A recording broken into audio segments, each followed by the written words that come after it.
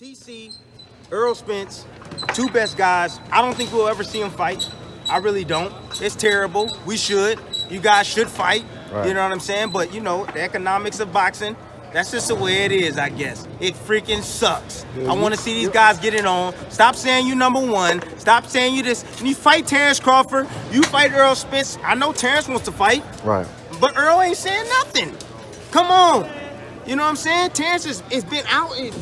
He's been out boisterous and saying, I want this fight. I want the Errol Spence fight. But they not answering that phone. They don't want to do business. So what is it? So would you say he's ducking him, Tim? Ducking him? Yeah. Yeah, he ducking him. Absolutely, he ducking him. Yeah, y'all take that. He ducking Terence Crawford. Okay, damn, bro, we get it. He's ducking him. Shit, don't have to yell at me. I'm telling you that right now. You know what I'm saying? Because if he did, if he wanted to be considered the best pound for pound in the game, or 1 and 2, he'll fight Terence Crawford. But the fact that he's not fighting Terence Crawford. What's good, YouTube? It is your boy, Big Cool, coming to you from Colossal Sports TV. And I am back with another video. This is the rundown discussing boxing's latest news. Before I get into this video, go ahead and listen to this clip from Tim Bradley, who proclaims that Errol Spence Jr. is ducking Terence Crawford. And then I'll dive in and give you my thoughts.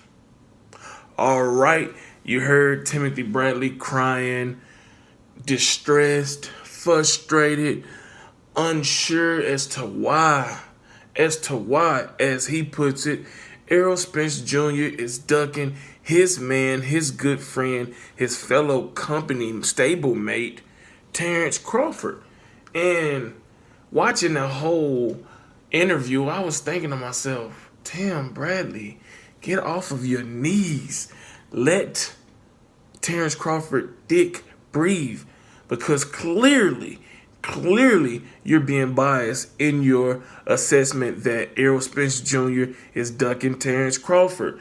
We all know what is going on here. This fight is being built up, it's being marinated as we speak, trying to drum in the most interest and most anticipation possible for this fight. Both of these guys are unbeaten. Both of these guys are excellent fighters with knockout power, who clearly have stated that they want to face each other. But the time isn't right. And this is not whether my personal beliefs mesh with theirs. They are the fighters. Al Heyman, Bob Arum are the guys that are steering their careers. So at the end of the day, they all got to huddle up together, come up with a game plan, and execute that game plan, and hopefully give us, the boxing fans, boxing pundits, the fight that we want to see, which is Errol Spence versus Terence Crawford. But present day is Errol Spence versus Shawn Porter, September 28th, in a highly competitive fight in a unification bout that has big stakes regarding the welterweight division, because while Spence is the favorite, Shawn Porter is a former IBF welterweight champion himself. He's been in the ring with Paulie Malignaggi, Kell Brook, Keith Thurman, Yordenis Ugas, Danny Garcia. He has a hell of a resume, and he is not gonna, go into this fight lacking confidence, lacking that self-belief. So while we want to see Errol Spence versus Terence Crawford, Errol Spence has to take care of a tough and rugged, physically strong, experienced fighter and champion in Shawn Porter to proceed to the next phase of his career, which is hopefully a big clash with Terence Crawford. Terence Crawford, no news has been out on him since his knockout victory over Amir Khan back in April. Word is, though, that he could possibly be fighting in his hometown of Omaha, Nebraska, sometime this fall. Against who? I don't know. But whoever it is, he's going to be the overwhelming favorite going into that fight. But, it is ridiculous that Tim Bradley will come out and state this when his man, his good friend, Terence Crawford, recently put on Twitter that he didn't feel that Errol Spence was ducking him. As you can see on the screen, he was asked by a fan, and he simply said, no. Next, that's it. You know what I'm saying? And I understand that Tim Bradley is repping hard for ESPN and Top Rank, maybe in retaliation because the PBC brand is not recognizing Terence Crawford as the WBO champion. When they put up the list of welterweight champions, you just see Keith Thurman before, he lost. You seen Manny Pacquiao, who was the regular WBA champion before he beat Keith Thurman. You got Errol Spence and Sean Porter. Obviously, that is disrespectful in the highest order because Terence Crawford is arguably the best fighter pound for pound in the sport of boxing today. And if not number one, he's definitely top 3, top 5. So while both sides are being petty, both sides are being childish, this is what it is. This is politics. This is positioning for the upper hand in negotiations when the time comes. That's why Errol Spence has elected to go for a showdown with Sean Porter instead of going right into a fight with Terence Crawford. Terence Crawford is a 3-division world champion, former undisputed junior welterweight champion, and the current WBO welterweight champion. Errol Spence doesn't have as much cachet as Crawford, so he knows he has to accumulate more belts to increase his bargaining price when it's time for them to go to the negotiation table and hamper out a deal. Now, hopefully that doesn't inflate his ego and make him demand something that is out of the realm of reality, that will hold up this fight even further than it, is already being held up due to the marination process. But if he comes to the table with 2 or 3 titles compared to Terence Crawford's one at the welterweight division, it's definitely going to have to be a 50-50 split. Now, it's all about what have you done for me lately, and he will be the man at 147 with 3 to 4 belts, no matter how much of a better fighter you believe Terence Crawford is, no matter if you think he will win or not. Errol Spence with more belts will be the man. Well, he still will have to prove it to be the Don of the division, the undisputed champion of the division. But that will be the consensus, is that he's the man. But to play devil's advocate, I think that with Crawford being a former undisputed champion and most recent is 2017 and being a 3-division world champion, that balances things out, and that he should deserve an equal pay when it comes down to the split. But Tim Bradley, get off your knees, let Terence Crawford's dick breathe, and just relax. The fight is going to get done. Both guys have stated numerous times that they will fight each other. Welterweight supremacy is up for grabs. Neither one of these guys can go exit 147 without fighting each other, because it's going to always be an asterisk on their resume by their name. When the day they come, they inducted into the Hall of Fame. It's going to be like Lennox Lewis versus Riddick Bowe. The fight that never happened, the fight that should have happened. These guys know how much is at stake and what's on the line, and they have to fight each other. Win, lose, or draw, that doesn't matter to the fans. At least the ones that are objective and unbiased and don't really have a horse in the race. The point is, the fight will get made. Tim Bradley just need to relax and stop throwing those accusations out there, because it's not true. And while he has a relationship with Bob Arum, Terence Crawford works for ESPN and Top Rank, he doesn't know the ins and outs of their particular information and their particular meetings. Now, he knows the ins and outs when it comes to boxing because he's a former 2-division world champion, possibly a future Hall of Famer, but he doesn't know the ins and outs pertaining to the Errol Spence, Terence Crawford negotiations or lack thereof. So, with that being said, shut up, Timmy, and stick to calling fights in a horrible way that you do. Next up, it appears that Billy Joe Saunders has reached a multi-fight deal with Eddie Hearn of Matchroom Boxing. A formal announcement is expected later on Tuesday, August 13th in London. Billy Joe Saunders, he retweeted a tweet that was sent out earlier today by Eddie Hearn stating that he has a major signing that he will be announcing at a press conference on Tuesday. And with that being speculated and reported by 3kingsboxing.com, I'll post a link in the description box down below so you all can check it out for yourself. It leads me to believe that it's Billy Joe Saunders. And if it is indeed Billy Joe Saunders, then This is an excellent move for him because he walks in to a golden opportunity at 160 and 168. At 160, you have Canelo Alvarez, Demetrius Andrade, and Gennady Golovkin. All guys you have some type of history with in some fashion or another. At 168, you have Daniel Jacobs, even though he said he moving up to 168. He hasn't officially done it, but you have him. And you have Callum Smith, who is the WBA super middleweight champion.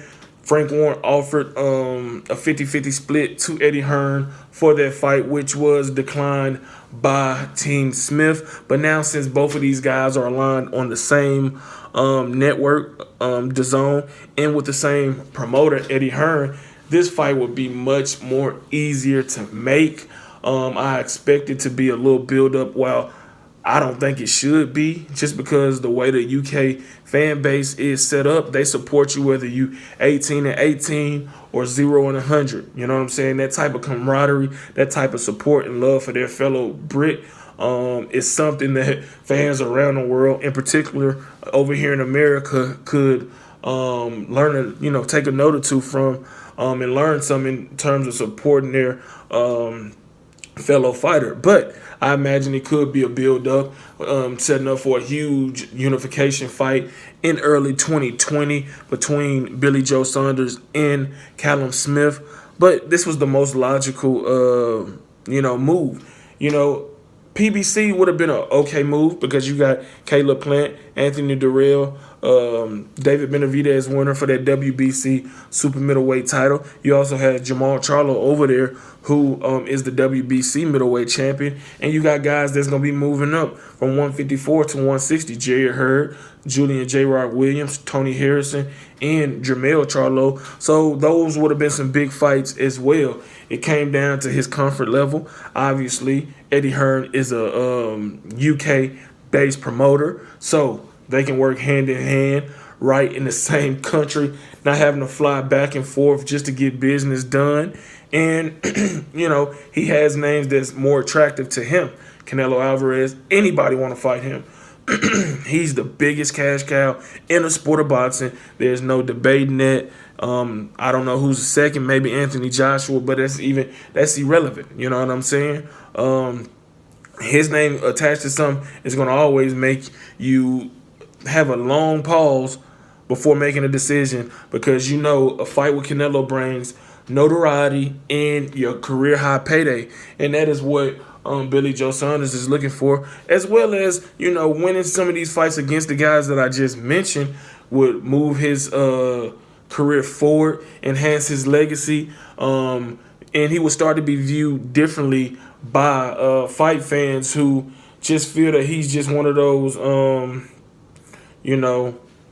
guys that, yeah, he's a 2-division world champion, but who has he fought? Chris Eubank Jr., David Lemieux, just a power puncher. Willie Monroe, okay. You know what I'm saying? So it's time for him to get his ass in order and really start, testing himself, because he's an excellent fighter, excellent boxer. He's a southpaw, tremendous footwork, fast hands, a very good ring IQ. He's flashy, got a big personality. So he could really do some big things if he were to, cross over and win and unify some of these titles at 168, or drop back down to 160 and meet up with Demetrius Andrade, Gennady Golovkin, or a Canelo Alvarez, Jaime Muguet over there as well. So there's endless opportunities for Billy Joe Saunders now that he has aligned himself with Eddie Hearn, and he will be fighting on DAZN.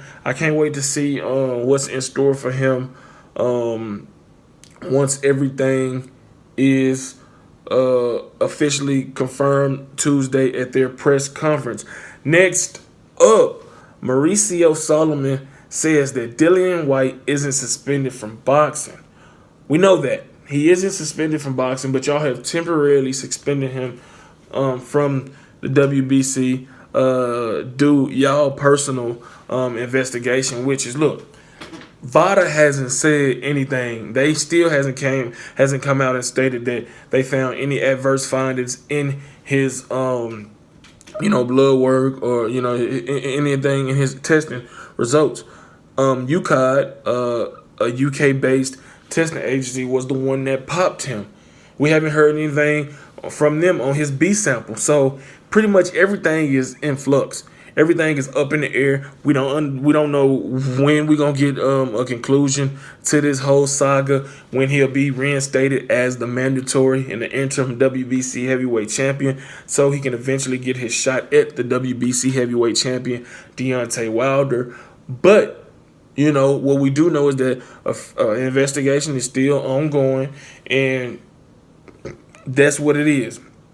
At a Hall of Fame, at the Nevada Hall of Fame gala, he was asked about the whole Dillian Whyte situation, and the WBC president, pretty much limited what he said. He said it's a highly sensitive matter. It's very legal. Then he was asked for more information. He said, "We don't know much. We have contacted the British Boxing Board of Control, and we are in contact with Dillian Whyte's camp in UCOD.